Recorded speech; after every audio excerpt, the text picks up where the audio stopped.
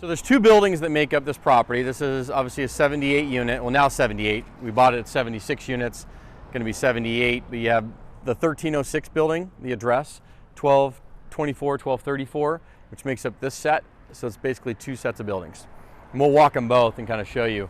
So, you know, we have about 20 to 25 of the units renovated now of the 78, and we're turning about 4 a month right now, give or take. And it takes us about 30 to 35 days to turn them.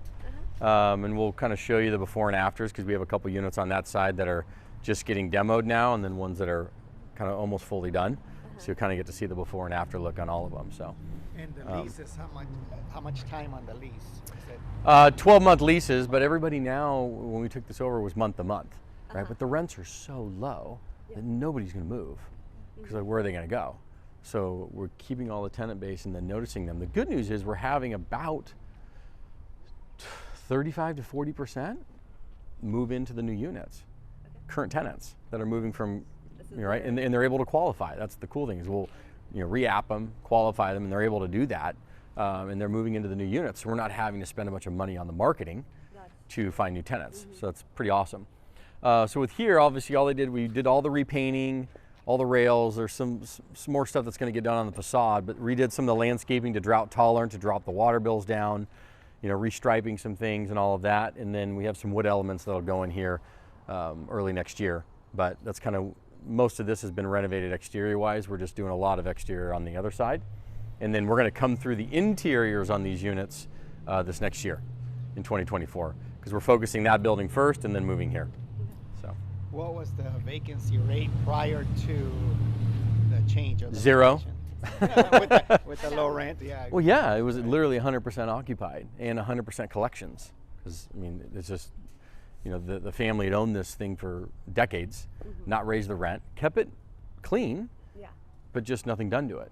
And so we saw the opportunity to come in, and I think you were asking about that bill 1482, which is a California state bill that doesn't allow you to move a tenant out, right, and do all this renovation without a substantial reason for that. So with Bill 1482, if you do a substantial renovation through permits and everything, which we do, and we're doing it on these with asbestos and electrical and other things, that qualifies under substantial renovation, giving us the right to move the tenant out, renovate the unit. Right, and then ideally move them back in if we can, if they can afford it. But if not, then of course we'll bring in a new tenant. Is there a specific amount on the renovation cost? No, it's really triggered by permits and the level of renovation. Right, there's categories that bill requires that we follow pretty tightly. So we've managed this one because it's local, in-house. So we use Appfolio. We have a property management real estate company. So because it's local, we can be here and manage it correctly. Because I personally, even the big dogs, and I had a great conversation this morning with the #2 property management company in the country, and they're all, speak a great game and they have great systems but I have yet to meet a property management company that truly runs a property the way it needs to be run, with the level of aggressiveness, proactivity, because no one's going to protect your money like you. That's rule 101. That's right? No one's going to protect your money like you. So I being in real estate, I mean, if you weren't in real estate and didn't have a real estate background, then it would be harder to property manage. But we have a property management company. I come from a real estate background. So for us to manage is not that hard. And then we're going to give it a level of aggressiveness because we're vested heavily, along with everybody else, to make sure it operates the best. So that way everybody makes the most amount of money. Whereas PM companies, they're, I mean, they're going to do what they need to do, but they don't understand both sides of the equation, nor do they care about both sides of the equation. Correct. And then the people that they send to correct, because they're hiring people, and those people, depending on how good they are or not good they are, that's how well your property is going to operate. It's all about your on-site maintenance and management team. And if you have off-site, how well are they operating? How thin are they? Are they running multiple properties in multiple areas and they're spread too thin? So all this is going on. All this landscaping is literally getting ready to go in as we speak. They just did all the irrigation the last few weeks, so it's getting covered back up, and then all the plants will go in here. This all gets wood elements, throughout the front per the renderings and all facade. So that's going to be going in here pretty soon. I'm bummed because we had a fountain dead center, and Rudy and Richard took the fountain out. I really wanted it to stay and just maybe get a new one or rebuild it or whatever it is. Yeah, all these new plants, you'll see these all go in. How did you lost that bottle? What's that? Fountain. How did you lose the bottle of the fountain? Well, it was pretty rough. I mean, it was old, so they. I'm going to take you into a unit that's just getting demoed as we speak, so you'll kind of see completely blank slate, and then we'll go into a couple finished units. You'll be able to see the before and afters. Justin, when do you expect all of them to be completed by next year? Yeah, per the timeline, we're a little bit behind on the interior renos. We're on schedule for the exterior, but our goal was always a 24-month reno. So we're 12 months in, give or take. Give or take 12 months in. So we should be in a good position by this time next year with at least close to 100% done. Because we're actually speeding it up now that we've kind of fine-tuned some of the labor and supply chain stuff. So we have some pretty good teams on site. How is the layout for the one bedroom, 2 bedroom, 3 bedroom? Are they all combined? Yeah, so in this complex we have 1s and 2s. In this set here, you have more 1s over there on the other side with 2s. They just poured some of this new concrete. Yeah, I mean they range in square footage from about low 600s for the 1s up to 775 to 800 and something for the 2s. And they're 2-bedroom, 1-baths on the 2s, and then 1-bedroom 1s. So we're going to go into unit 36. So this one is blank slated. They're doing all the prep and texture and everything for the paint. We're going to get some great Latina music today. We need to get we need tacos and margaritas. That's what we need right now. So they scrape the ceilings. So we have to scrape the ceilings in all the units. So that's part of the asbestos, right? So we have an asbestos company come in, they pull it all out, make sure it's safe, and then we can come in and tape texture, get everything going. So this unit's you'll see now, right? And then I'm going to show you the done unit, and you'll get to see the before and after. So this is a 2-1, correct? Yeah, if you want to walk through, you can take a peek. I didn't watch the video that you posted. I believe it was finished.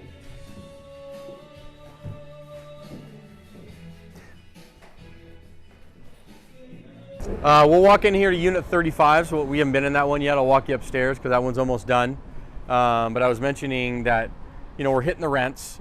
That's not been a problem. We're pretty much fully occupied, and they're leasing up very quickly. And what we're finding out now too is we're actually getting about 30 to 40% of the existing tenant base reapplying for the new units. Wow. So we're not having to fully release 100%, even though we're moving the rents over 110%. Like we're taking a 2-bedroom, which is renting here for $1,300-1,400, and now it's $2,600 or $2,700. And then we're taking a 1-bedroom that was $800, and now we're $1,600-1,700. So it's over 100% jump. Because they were so low for so long. Right. So they knew how much money they saved. Oh, oh. How long will it take to catch up to market rents? I know with the. So we should be fully renovated by this time next year. Okay. With all 78 units. We should be cash flowing by about the middle of this next year, because we'll have enough renovated to have the revenue high enough with the new rents to start cash flowing the property pretty heavily. With the existing debt? Mm-hmm. Yeah, because it's fixed rate debt on the property. That's correct. Yeah, so that's a key factor. Yeah, especially right now. Yeah, I mean nothing we have is variable anymore. We got out of the last variable in Texas, and that was a very gnarly moment. So, and there's a thunderstorm brewing right now in the commercial real estate industry, about $1.4 trillion worth. That's coming due between now and 2025. And it's just a matter of how it gets dealt with.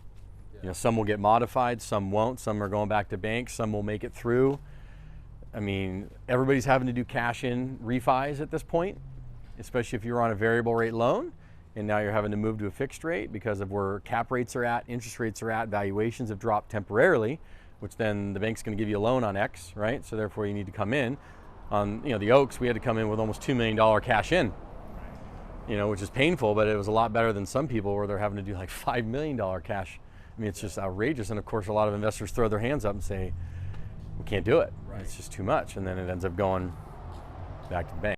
So there's wood elements kind of going up here in the front. So I mean, if we pull up the facade, there's wood coming in here that's going to wrap around this entrance, and all the landscaping gets done here.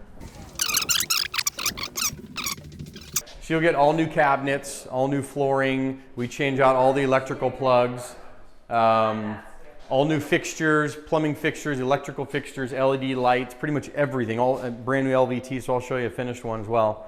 But yeah, we change out all the wall plates, switch plates, electrical, plumbing, all the angle stops, new toilets, refinished tubs, all new cabinets, quartz countertops, all that stuff. So this one's probably about 50% done. They just finished up the painting. This one wasn't all of them, right? I just noticed you don't have. It depends. Yeah, some have the little wainscoting board on it. Some do not. Once you get all the units to market rents, what do you think as far as increase in rents annually? You're not going to be able to do 10%. No. We always project. We run it at 3%, right? And then maybe it's more, right? Maybe it's less. Maybe it flatlines, for a while. We don't know. But with this one in particular, we bought this complex at $223,000 a unit, which was amazing. Because it'll be worth well over 400, even in this marketplace right now when we're done with it. Yeah. So the valuation is going to be incredible once this thing's done. So, which is why we started off just refinishing the cabinets, but then we realized, hey, in this 1970 product, it was like the cabinets were breaking down too much. And because we're able to move the rent so much, the return on cost makes sense for us to just do all new cabinets. Plus, and it makes sense, Rudy and Richard, who are the other general partners on the deal, they said, hey, if we're gonna set this property up for an acquisition by maybe a more institutional type firm down the road, they're gonna want that. Right. So do it now, so that way when they come in to inspect the property and give you max dollar, they don't go, crap. You make it all beautiful, but you didn't replace the cabinets, you just refinished them. So that's why we're replacing them now. Do you still think it's a 3 to 5 year hold on this, or long? Well, I mean, we'll be done by the end of next year on the renovation side, kind of see where the market's at. I mean, we can evaluate, does it make sense to hold? Does it make sense to let go? Maybe do a refi as well, depending on where the market's at and rents and stuff too. And kind of do the cash out refi and give back some and hold some. So we'll kind of evaluate it once we're there, depending. It's really all about the interest rate environment. Yeah, right. I mean, everybody's watching that daily right now. It's wild. And the 10-year treasury, as we all know, has gone off the hook. Yeah. And it's finding a way back down, but it was pretty scary there for a while. It got up to 5%. Yeah. Everybody's freaking out. I was talking to the loan brokers that are doing all the commercial loans, and they're like, people are stuck. They can't do anything, because they were getting Fannie and Freddie debt at 4 and 5, maybe even 5.5%, which is what we got as well. But now it's 6 and 7% debt, and it's just the deals are imploding. Right. So it's pretty wild. So, but this one should be done here within probably by mid-December, like 2 to 3 weeks from now. This one should be done. What will the rent be on this one? This is a 2-bedroom, 1-bath. This will be about $26.95. Yeah, and it was renting for $1,400. Yeah, and they're getting it. We're getting it all day long, no problem. Yeah, we ended up going in because every market's different with the marketing, but Apartments.com works really well for San Diego. So we went up to the Platinum package, and that's the traffic kicked in big time for that. So, and then we put up better photography, did some 3D renderings, 3D walkthroughs, changed up the marketing, and it's been doing really, really well. So, yeah, we haven't had any issues with the leasing. Now, especially now that the exterior's painted, the renovations are coming in line. Once the landscaping goes in, then it just, people visually, they don't get to see each unit, they just see the complex. So if the complex looks nicer, they don't really care if that all the units aren't renovated yet. So.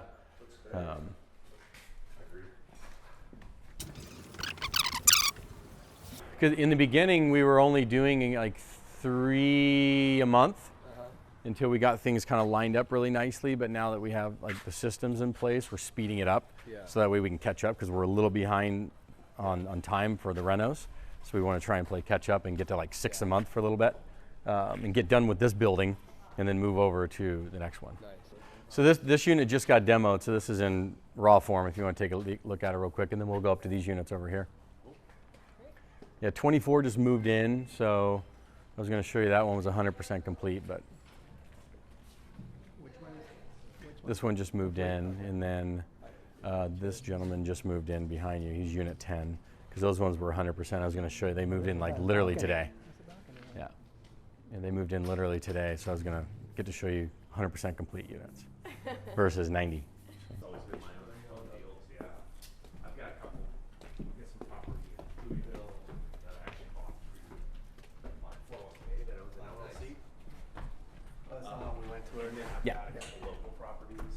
I'd like to go see it.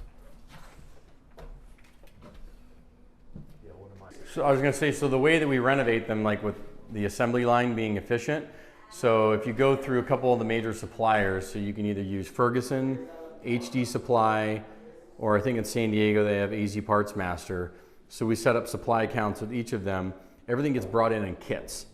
So you'll get like literally a huge box per unit that has all the supplies ready to go. So that way you're not cherry picking. Comes in, and then they obviously get the unit prepped, painted, ready to go. And then all the lights go up, all the fixtures go up, everything goes up, cabinets go in. And then we have the countertop guys come in, all that stuff right behind them. And then flooring is usually flooring is last, so they're in here a little early. Are the fridges included, or Mhm. Yeah, yeah, they'll bring in the appliance package. They're black appliance package. You know what you'll notice is that all the apartment renovation guys and flippers do the exact same thing. So if we go to Texas to see the other one. So if I guarantee if you had a flipper come in here, they'd be like, oh, this is the agreeable gray paint, and this is the gray LVT vinyl, and those are the shaker cabinets, and you did, oh, that's the so-and-so quartz countertops. So you only made the decision once. Yeah, and then it's copy paste repeat, and all the guys. I mean, look, if you're doing a high-end luxury, much different. These are middle grade working force apartments, so it's copy paste repeat. Yeah. Well, those are some of the things that on the higher end are used, but maybe on a different level. Agreeable gray. Yeah. shaker cabinets. Right. Yeah. Is it true? I think one of your videos said that something like this rehab was like $18,000. So depending on your state, to give you an example. So here in California, this unit, keep in mind we're everything from cabinets, flooring, fixtures, some electrical, the asbestos, windows, doors, like everything. With the exception of taking it down to the studs, everything's renovated. So with that in mind, it's about 18 to 22,000 a unit. If we did this exact same thing in say Texas, it'd be about 14. Just to. Mainly labor-based. Yeah. Yeah. Well, that makes sense. Yeah. We're a little more expensive here. Welcome to Cali. Higher returns though, right? Oh, yeah. Yeah, because I mean, which is why it makes sense, because here we're getting not typically 100+% return on your rent, but yeah, even if you're bumping rents, $300 to $400 a unit, it's substantial enough to do a renovation like this, where we're getting $1,000 plus a unit. So we're going to deck them out. But yeah, in Texas or other states, usually when they look at the deals to see if they're going to pencil and make sense to do a full value add, you need to see $200 plus in rent bump per month per unit to really have it make sense. To get what they call an ROC, return on cost, of 18% or more, to where you'd be like, okay, it makes sense to put in 10, 12,000 because you're going to get, another $200, $300 a unit per month. So that's going to be another $3,000, $4,000 a year in rent revenue times 100 units. I mean, you can do, and then the valuation goes through the roof. So, and I was just saying that we put in LVT versus LVP. So LVT is like a tile; it's a glue down vinyl. Versus LVP would be like a plank, where they actually like Lego together. Yeah. And you do the tile glue down, so that way for repairs you can pull one up. Whereas if you did LVP, you'd have to come from the corner to the center. The repair cost is much more substantial. So you'll see the quartz we're doing in here, the cabinets and all that stuff for the finish. Is LVT a little bit more expensive? No, it's cheaper. Oh, it's cheaper. Mm-hmm. Isn't that waterproof either? Yeah, I mean, Why they say it's all water or whatever, but I mean, trust me, if enough water gets on this baby, it's going down. Okay. Yeah, because we started just bringing in the doors and just refacing everything, but the cabinets started falling apart. So we're like, we can't do that. It's not gonna work. What is the rent on a 1 bedroom? This will be like $16.95, and they were originally renting for $800. Yeah. So I was letting them know before you got here. So one of the investors on this deal, Willie Iod, he was in competition for us to buy this. So he was the other. There's like 7 offers. He was one of them, but it really came down to 3. And then you know, there's like the Ranglis family, and there's a handful of others in San Diego but the Iod family. So he loved it so much, he just became an investor. So he ended up putting a good chunk into this because he was pissed he didn't get it. So he's like, I might as well get with him now. Yeah, exactly. Yeah, it's a good way to do it. It's funny. Did you have to do anything to them? We're just servicing them. If they don't work, obviously we replace them, but they're pretty costly, surprisingly. But we'll come in and service them. So we have an HVAC tech that'll come in prior to move-in, turn everything on, make sure the switches work with the new thermostat, and just make sure they have heat. Because there's no AC. We looked at doing AC in these units, but the cost was outrageous. You just couldn't, because it's outrageous. Yeah. About the split systems. We looked at those too, but once again, just with the wiring and it was just so crazy because it's more the electrical side.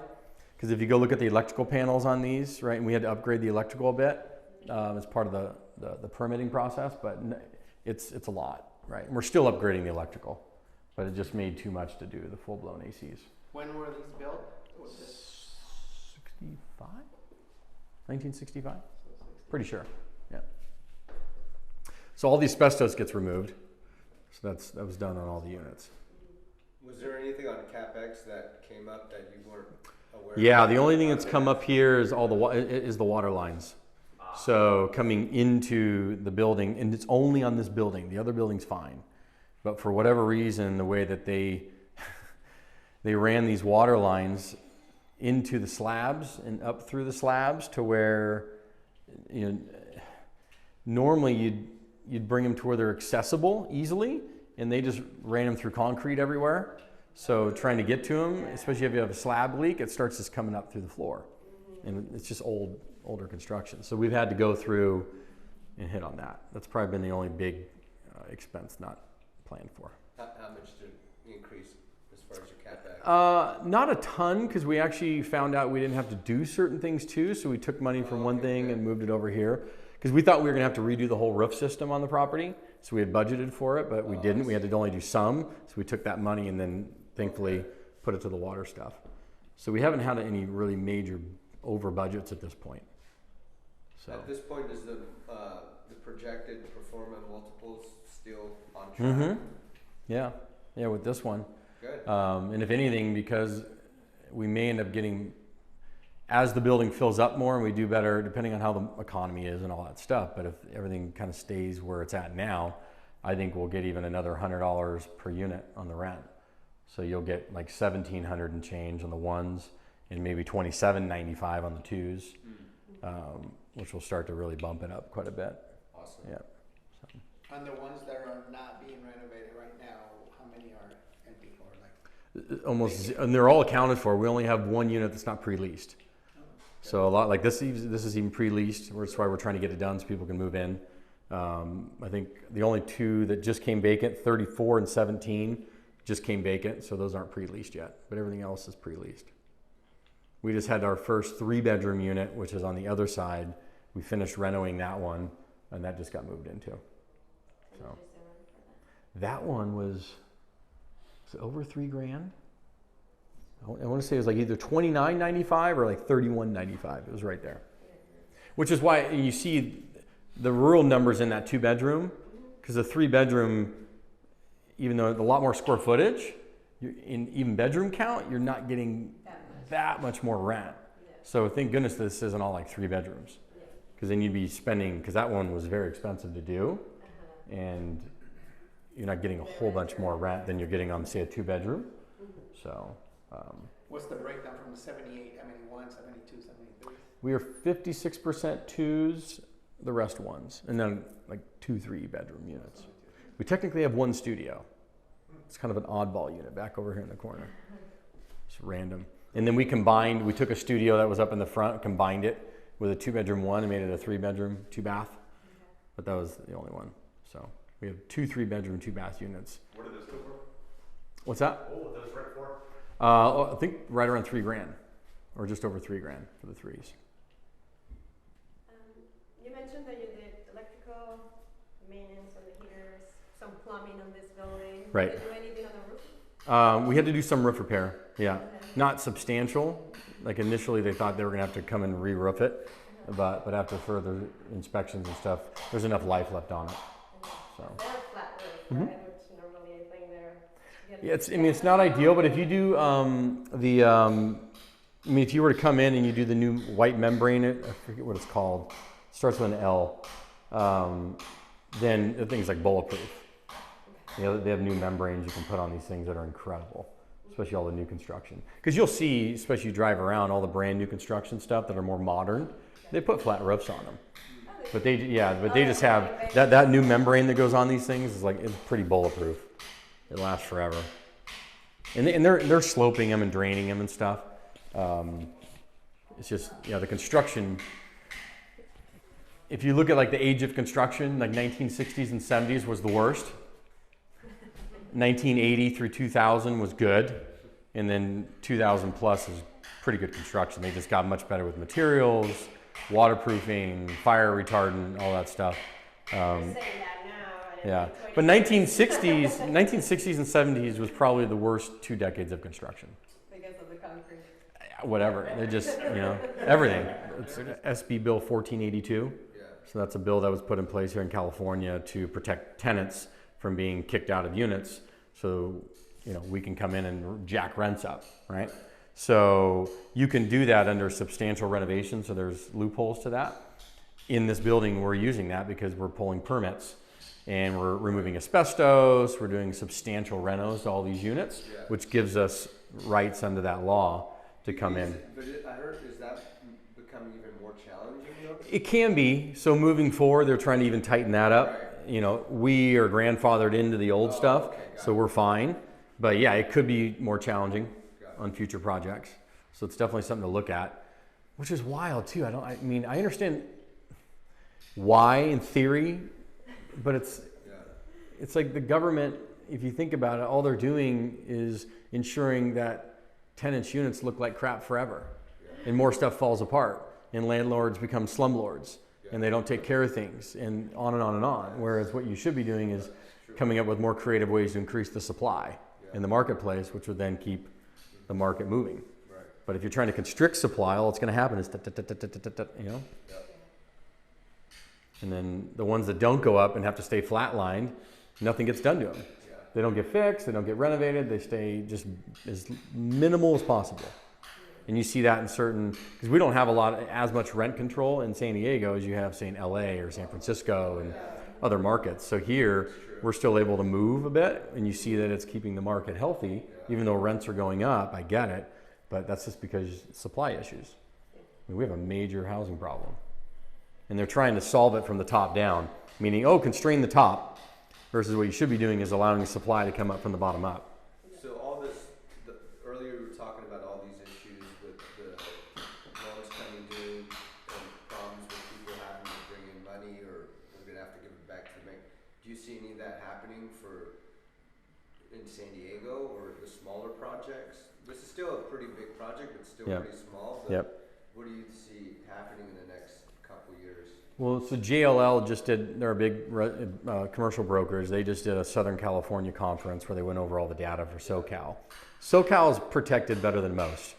A lot of the stuff that's more in trouble is called the flyover states in the United States, where a lot of the value-add renovation took place. That's everywhere from Arizona all the way through to probably Alabama and Tennessee, called flyover states, right? Okay. Where you saw just massive acquisitions, renovations with variable rate bridge debt loan product, that some have gotten out of into fixed rate and a lot have not. So we have about $1.4 trillion or so of outstanding loans that are coming due between now, being end of 2023 through 2025. So depending on interest rates, and now you're seeing cap rates rise. I mean, I was just chatting with one of our head equity guys, and he says cap rates right now in some of those markets are 5.5% to 6.5% and rising. And that's for a class B plus to A minus quality new construction product. So it's even worse for class C stuff. It's probably closer to 7.5% right now, which means valuations are less than the loan on them. In San Diego, though? We're not seeing a lot of distress in San Diego, because a lot of the money that's come in here is, low leverage, a lot of cash. We call it preservation money. So there's just not as much distress in this marketplace. Whereas if you saw other markets, I mean, Phoenix is getting hammered. Yeah. There's a lot of opportunity in Phoenix from what I see.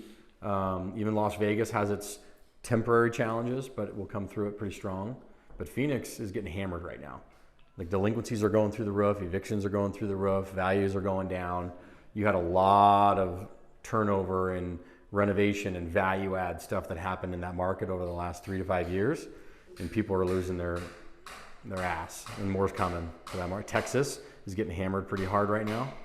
I got deals in both those states. Yep. It's just you had a lot of boom, and then with that, it's just you need that fixed rate debt. If you're on variable rate, it's going to be a rough ride. And if you don't have the ability to feed it, you're in trouble. I think the only reason is because they're putting so much money into events. Well, Vegas, I mean, if you know Vegas is hands down one of the next, it's already an incredible market, but what's coming there, and what people don't know. So obviously they just got approved for the baseball team. So the Oakland A's are going in. They're moving the basketball team in there. You have Mark Wahlberg, who said bye-bye to LA. He moved out there. He's building a 40,000 square foot house, and he's putting in a $3 billion Hollywood studio and bringing Hollywood to Las Vegas. So that's happening as we speak. Wow. And then Formula One today. Yeah, Formula One is happening this weekend. And then, we have a 160 unit deal there called NOLA Sky. That's brand new construction. Literally down the street from that project is called the Agora development. It's a master plan deal where the NHL hockey team's coming in. They're putting in practice rinks. You have a bunch of new development for retail, a new hotel's going in, then they have some residential going in. It's a huge master plan called the Agora development. That's about 1,000 yards from our project. It's going up as we speak. And then, no, we're on northwest Las Vegas. There's an executive airport that's right across the street from us, northwest Las Vegas, about 8 minutes off the strip. Close to Boxable? What's that? Close to Boxable? Yeah, because we invested with Boxable. Yeah, I went to the tour. These guys are great. Do you guys know what Boxable is? No. These guys are incredible. I found out these guys through Elon Musk. So Elon Musk, it was like a secret for a while. So he went to Boxable guys. He took one of their Boxables, moved it out to his Starship ranch in southern Texas, lived in it for like 6 months to test it out.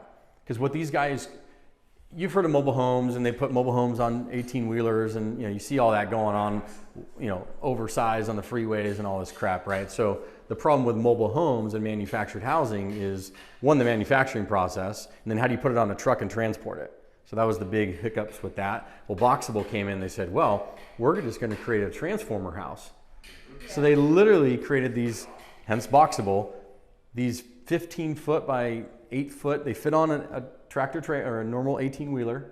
Yep. They stack them, right, on normal size 18-wheeler truck, and they'll stack a few of them on there. They will take them to the site, and they already have pre-foundations on them, pre-everything, and they literally will put them there, push a button, the whole damn thing opens up like a transformer, and then the roofs are on them, and it's the wildest thing you've ever seen in your life. You can literally Lego these things as big as you want. So you can have a little 150 square footer, and you can put like 15 of them together. So they'll pre-design it. So they'll bring out an 18-wheeler and stack them all together, and you'll have like a 3,500 square foot house. Wow, that's insane. Boxable? Yeah. So then, we didn't invest a ton of money with them, but we did a couple of years ago. because I found out Elon Musk bought one of these, put it out on a Starship, and he's testing it for Mars. Because he wants to put that stuff in a ship, take it to Mars, and Tetris this thing on Mars.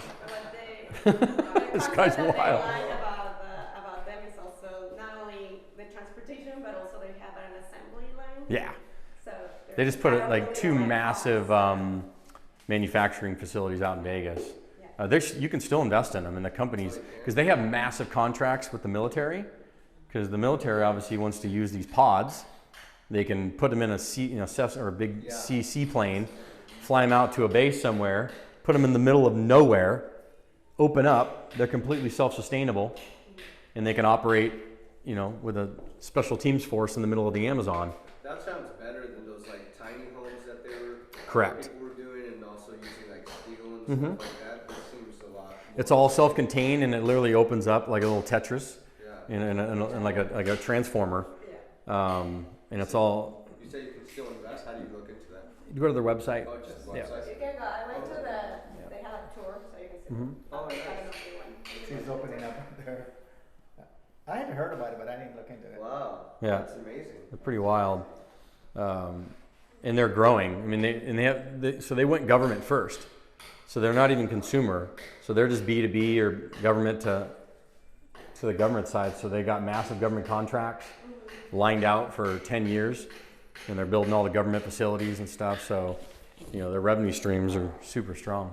So, what are they? I just gave a full investor profile with Boxable.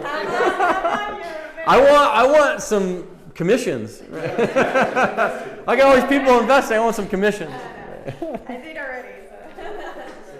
So. How is your Vegas? I saw that you're still accepting investments for that. Yeah, so that one's still open. We're working with a couple private equity firms on that one at the moment, and we'll see where that one comes in. It's an incredible property. It's a beautiful property. It's just right now it's tough timing because you just have challenging markets. Right, capital markets are rough.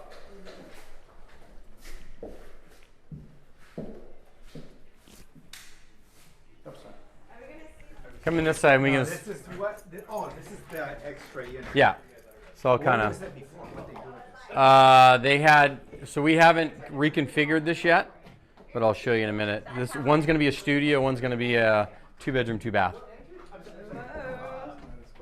So you're walking into what will be the studio when they get it set, because this wall comes out. I could show you the plan, and this all turns into a studio, and then that's going to be a 2-bedroom, 2-bath.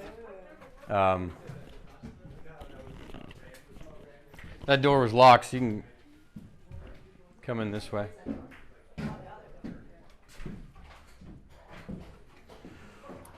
So these will be one of the last ones to renovate, likely. Did you take all the units down to the studs like this? No, just this one had to be taken down because there was a lot of the drywall had asbestos, the ceilings had asbestos, so we had to take this one totally out. Plus, we're moving walls in this one. We're actually reconfiguring the whole thing. So the new entrance is going to move over to here. Walls coming out like this, and then it'll all be reconfigured that way. So we're all breathing in asbestos right now? Yeah, you're all going to die. No, that's why we had them all come in a while ago. They took everything out.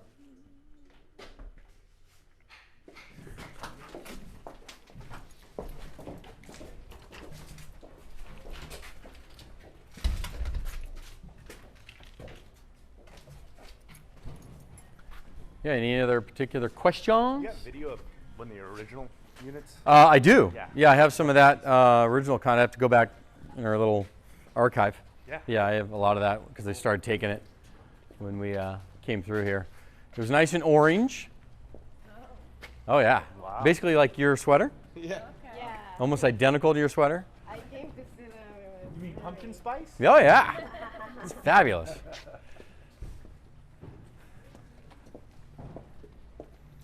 Yeah, once the landscape, in about 2 weeks, all the landscaping will be done.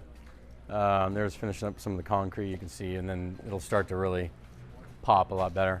So I see a lot of. One of them, I see a lot of new concrete. Was that all plants before, like grass and stuff? Yeah, it was just dirt, and what they're doing is because they're going to create some common area pops with some furniture.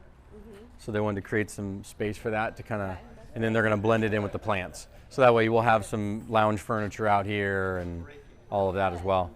Yeah. Thank goodness for fixed rate debt. Gosh. But I was chatting, I'm going to have lunch with him today too. This guy Glenn, big equity guy, and he was saying, Justin, remember those 2 deals last year you guys almost did? And I'm like, like the ones we ended up having to back away from, and then the other one that had a fire in it, we got lucky to get our deposit back on. And I'm like, yeah. He's like, thank goodness, because you guys would have been up SHI Creek. And I'm like, yeah, we would have been in major trouble. Seriously. Major trouble. So, you know, we're blessed that we just got out of our last variable rate deal. We got it into fixed rate, threaded that needle. So now it's, when we talk about, I mean, we got so lucky. I know. So that's on the Oaks in San Antonio. It was a 121 unit deal that we bought December 2021. So obviously hindsight now, peak of the market. And went through renovations last year in 2022 and then finishing up this year. But as we all watch the market deteriorate, interest rates go up, we barely got that thing refinanced. We had to do a cash-in refi with all the investors. And Fannie Mae debt at 5.49%, 10-year fixed. I mean, we got so lucky. Because that same loan today would be 6.5%. Yeah. We'd have to bring in another $2 million, which would never happen. And then the thing would implode. And we were about 7 days away from that happening. Wow. Like literally. Because I mean, the day we closed, July 31st, about 5 or 6 days after that, the 10-year treasury started to go through the roof. Yeah. I mean, we would have been in serious, I mean, the broker called me and texted me the week after. He's like, are you watching the treasury? I'm like, oh, am I? I'm like, I don't know. God was looking after us because we got lucky. Real lucky. I'll take it. I mean, I'll take it. Because, I mean, there's a lot of people that are in serious trouble right now. A lot of deals, and it's nothing other than, variable rate and too much leverage and things changing. Just bad assumptions. Yeah, and because we didn't over leverage that deal. That was the good news, is we stayed at 70% debt going into it. Whereas a lot of syndicators would leverage up to 80, 85%. So then when you come into refi and you have to do cash in, they're having to come in with like a lot more money. Yeah. Whereas even though we were a lot of money, it wasn't as bad as a lot of folks. And then of course investors, they're like, well, the returns aren't there anymore. And I'm like, well, we're trying to protect money. And they're like, well, do I throw good money at bad money? Right. Yeah, which makes sense. And then the whole thing unravels. So thankfully we're not there. Yeah. So This is not that. Not there. We're lucky. Yeah. Thank you. Any other questions? Looks like you want to sign off? Signing off. NC18. So we had a little investor day today with some of the investors that are involved in this deal. And then any last minute questions before we finish up? No? You kind of got them all working around? Make us money. Make us money, baby. Bye-bye, everybody.